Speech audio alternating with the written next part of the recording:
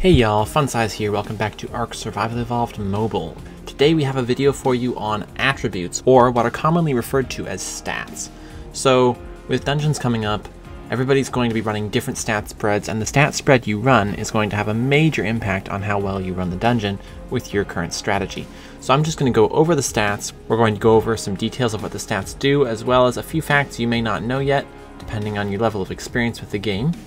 We will also hit a couple of rough stat builds that I like to use. And stick around till the end, because at the end we're going to finally put to rest the old rivalry between oxygen and speed for moving underwater. Which one actually boosts your underwater movement speed more? Well, we're going to find out.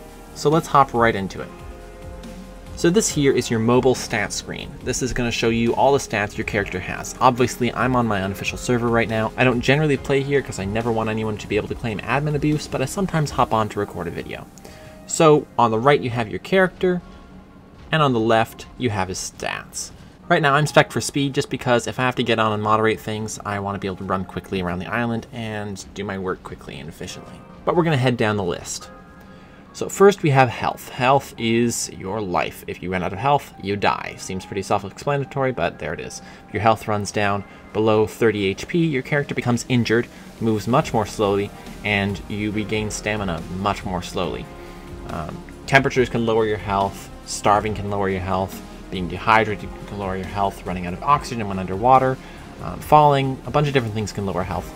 Obviously the main thing that we're worrying about with dungeons coming up is combat. Combat's going to lower your health, and to get it back you are going to want to probably carry med brews in the dungeons. You could bring food too, but keep in mind food only restores your health when your stomach's not full. So if your stomach is full, you won't restore any health. That's just the way it is. So med brews are kind of the way to go with that.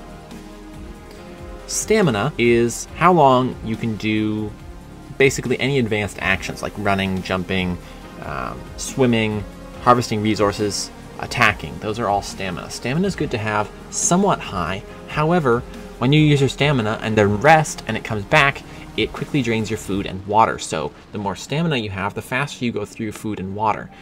So it's important to have some stamina, but having more than, say, 200 to 250 is kind of a waste because you're going to run out of food and water anyway. Next is oxygen. Oxygen measures how long you can hold your breath underwater and also how fast you can move underwater. Now, we will be going over this later, as I mentioned, because oxygen does provide a speed boost underwater, but movement speed does as well because it provides a general speed boost. So we're going to compare and see what 100 levels of oxygen versus 100 levels of movement speed look like when moving in the water. And we're going to put this argument to rest once and for all. Food and water are pretty self-explanatory. Your food does go down faster when you are cold, and your water goes down faster when you are hot. Also, keep in mind, foods like Freya curry and Callian soup reduce food and water consumption. That's why I highly recommend them for the upcoming dungeons, because they'll save you from any mega heat or mega cold, at least partially, and they'll allow you just to sip your supplies rather than having to use up a ton of food and water. Weight is also pretty self-explanatory. Everything in the game weighs something, be it a lot or little depending on the item and the weight of it. Obviously, you need enough weight to carry things into the dungeon. Depending on your stat spread, you may be going with melee damage, in which case you'll be using melee weapons and won't have to carry as much ammo, so maybe you don't need as much weight. Or maybe you're carrying guns and you want to have a whole ton of ammo, in which case you need more weight. So weight, you kind of adapt to what you need. If you're carrying stuff and you go over 85% of your maximum weight, you will be slowed down, and that will keep increasing, slowing you down until you're at max weight and can't move. You also won't be able to jump. It's called being encumbered. So keep that in mind, balance your weight accordingly. Next is melee damage. Melee damage is kind of one of the broadest reaching of the effects that it gives you, because melee damage obviously ups your hand attack. It also ups the attack of any melee weapons you have, and it allows you to harvest more resources and faster. So let's say I'm using a pick. Well, if I have 200% melee, then I do twice as much damage with that pick. I can harvest faster, and I can harvest more with that pick because I'm stronger, obviously. So melee damage is good. A lot of you will be speccing melee for dungeons, and I get that. Keep in mind, we don't know some of the things they're going to be throwing at us. They've kind of teased that there might be rooms that forbid firearms, so they might have rooms that forbid melee weapons too, for all we know, or rooms filled with Arthopleura, which will instantly demolish any weapons you have by attacking them. So keep that in mind. Try to keep your stat spreads a little bit balanced for dungeons, even if you want to specialize in one area. Movement speed is the next. As I mentioned, we'll be comparing this to oxygen later on for underwater speed. However, otherwise it's pretty simple. The more movement speed you have, the faster you are. Another thing to realize is the faster you're going, the less stamina you use up to go from point A to point B. There is also a slight stamina requirement diminishment the more speed you have. So it's not just that with 200 movement speed I get from point A to point B 2 times as fast. It's also that I use a little bit less than half of the stamina. So movement speed accentuates stamina and is very helpful. Next we have Fortitude. Fortitude is quite handy for certain things. It increases your resistance to weather effects like heat and cold. Torpidity, which is when creatures or people try to tranquilize you and put you to sleep. And disease, which are things you can pick up in certain areas of the swamp and certain caves. It also makes it so that your torpor, when you're knocked out, diminishes faster and you wake up faster. A lot of people like to have some Fortitude for PvP. This is kind of up to you to see what you want to do with dungeons. Again, everybody's going to have their own stat spreads for dungeons, but I'm just trying to make sure everyone's informed on what exactly they do, all the different details. Crafting speed is just that, crafting speed. It also increases crafting skill, which isn't really applicable on mobile, so I wouldn't worry about it. And last is torpidity. You can't level this up, at least not on human players, so we'll just skip over that for now. So before we get into my custom stat spreads and what I like to use for either solo play or tribe play, I want to go over one huge difference that you need to know for mobile ARK stats, and that is when you invest in stats, the first 2 levels you invest in any stat get a huge boost. So let's say I'm a level 1 noob and I invest my first point into HP. Well, that first point is going to give me plus 30 HP, 30 HP plus. The next point is going to give me plus 20 HP. From after those 2 first points, every single level I put into HP will give me only 10. This is important because, unlike on PC where food and water really don't require any levels up, on mobile they actually kind of warrant 2 levels each because it'd be a waste not to. You get huge boosts in stats right off the bat. This also means that right out the gate you can boost your melee, you can boost your movement speed up far more than you can on PC. So keep this in mind.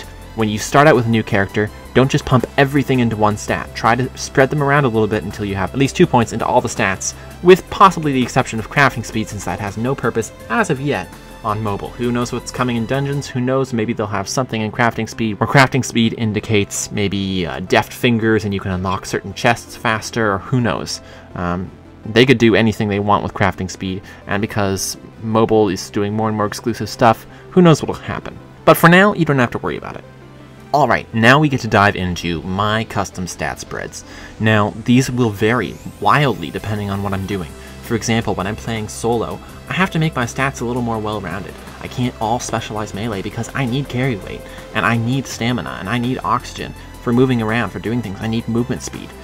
So when you're solo, you've really got to spread your stats around more and be a more well-rounded player. It means you don't get some of the perks of having all of your stuff invested in, say, movement speed, but you can still specialize in some manners if you're willing to neglect certain other things.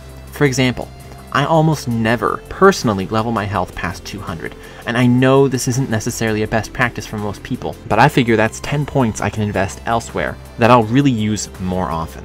Stamina, I generally keep 200 to 250. Oxygen I like to have depending on whether or not I'm living in underwater caves. Oxygen I will either invest just the standard 2 points into and then never touch it again, or I might push it to 250 or 300 depending on my needs if I have an underwater cave.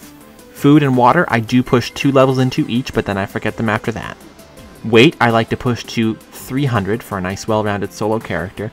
You're still going to feel those little restrictions, but if you're solo, you know the power of the Argentavis, and you will be using it constantly anyway. So make sure you have a nice Argentavis, and though you'll feel a few limitations on weight, 300 is a decent number to have, and it leaves you extra for melee damage and movement speed, which if you're solo, I recommend splitting roughly down the middle. If you can push movement speed to 150 or 160 at the maximum, that leaves you more than 300 melee damage, which is enough to one-hit anyone with a club, assuming you're playing PvP and they're not wearing riot armor, and leaves you enough points to get your fortitude up past 15, which is where you get a significant reduction in the amount of torpor that you take from creature attacks.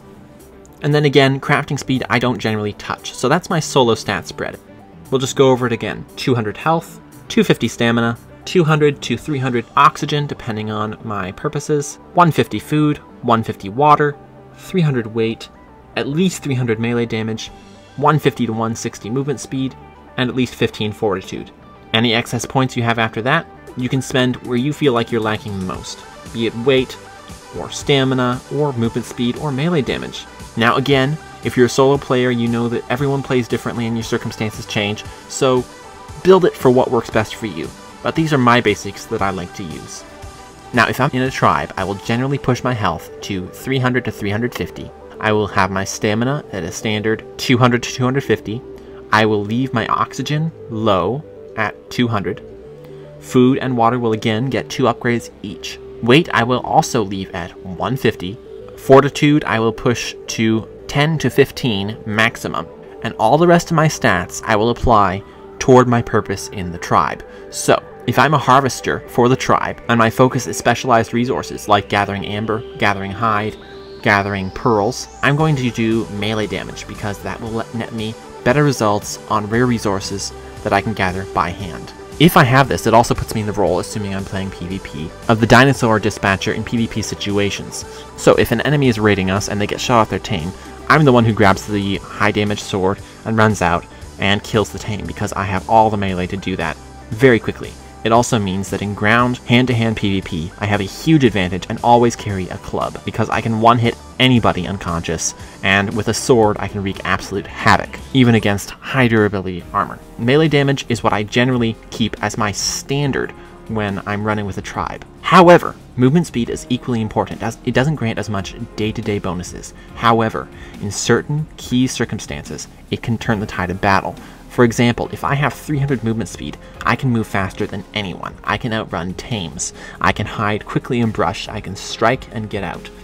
Additionally, if you have even the barest, say, chitin armor, and the reason I specialize some HP is so that even with the barest chitin armor, you can generally run any turret tower.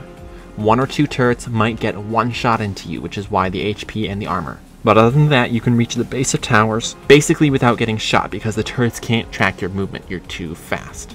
This is important because generally most turret towers actually have a blind spot. Believe it or not, even hatch-frame turret towers have a blind spot, generally, where if you stand at the base, you won't get shot. Now, if they have turrets on the ground, which any smart tribe should have turrets on the ground on player only to prevent this, and if you don't, you need to place at least 1 or 2 at the corners covering all 4 sides, trust me. If they do that, if they have them on the ground, you will get shredded. However, movement speed can still be useful for running in, dropping cover like a battlement or a fence foundation, washing, rinsing, and repeating to gain ground into their territory. It's iffy, but it works. And as long as you don't mind waiting for a respawn timer, you can basically just run in there all day getting shot if need be, and can do some serious damage. I've taken down turret towers solo using just movement speed, even with no armor. I've just run in, dropped a C4, died, respawned, grabbed the detonator, and blown it. So it really works, and keep in mind movement speed can be used that way. But my recommendation for tribe life, specialize melee to a high extent. There will be times when your tribe will need it. Trust me. So those are my stat spreads for both solo and tribe PvP. I don't really have any PvE stat spreads because I've frankly never played PvE. I think I logged into a server once for maybe 3 minutes when I was first downloading ARK and then realized it was PvE and I left. So aside from that brief stint in my noob days, I really don't know anything about PvE, but I imagine a lot of the stats would still apply to the same purposes, even though you wouldn't have the PvP benefits. Alright, now that we've dealt with that, it's time for the test. It's time to put this matter to rest once and for all. What we're going to do, we're going to stand on the edge of this rock. We're going to hop off and fall into that coral down there, like this. Because I don't want any speed boost from jumping off the rock with massive speed. And we're going to swim straight for the green obelisk and those little group of trees. I'm going to stopwatch it and we're going to see exactly how long it takes us to get there. I'm just going to heal all, swim to the surface. So that is 3, 2, 1, go.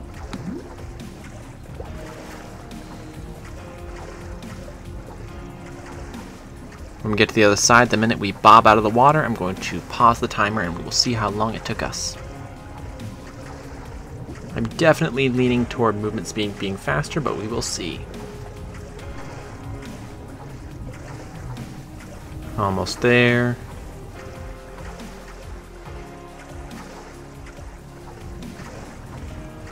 There we are. Wow. 30.9 seconds. That was pretty darn speedy. So I'm going to respawn with a new character. We're going to once again level back up to level 100, and we're going to put it all into oxygen this time and see how we do. So I will be right back with y'all. Alright, we are back on Urba. As you can see, we're not speedy anymore. We have all oxygen. So we are at 2140 oxygen. We respawned with another level 1 character, and we restarted. So I'm going to drop off into the water, make sure invulnerability is on, and we're going to swim straight for Green Ob and see how this does. It's going to be interesting to see. I know I personally feel like movement speed will wind up being faster, but we'll see what happens here. Starting in 3, 2, 1, go. Swimming straight for Green Ob. See what happens when we get there. Hope that shark doesn't get in the way. There we go. The minute we bob, I'm stopping the clock. Looks like it's going to be faster, folks. We bobbed. 19.4. Wow, that is a huge difference. That's kind of almost twice as fast. I mean, the movement speed took us 30.9 seconds, and oxygen took us 19.4 to the same spot. So that's a huge difference, and I'm actually kind of shocked and flabbergasted. Anybody I've ever told that movement speed was probably faster underwater, I withdraw that statement. I was wrong. That was totally inaccurate. I'm kind of shocked by that. That's awesome. So, if you are living totally underwater, I guess if you're looking for speed, go with oxygen. However, most of us are amphibious and we go land and water, and if that's the case, I recommend hitting up some oxygen for underwater life, and also specializing in some movement speeds so that you can live on land, because as you can see, I'm a level 100 with maxed oxygen, and I'm running about as fast as a level 1 Bob. So happy to stand corrected on that matter, and now we know the truth. Oxygen is faster. It is no longer up for dispute. You learn something new every day. Thanks for watching, y'all. Hope you enjoyed the video. If you did, be sure to like and subscribe. Check out my Discord, and if you're interested, take a look at my Patreon. Thanks. See y'all next time.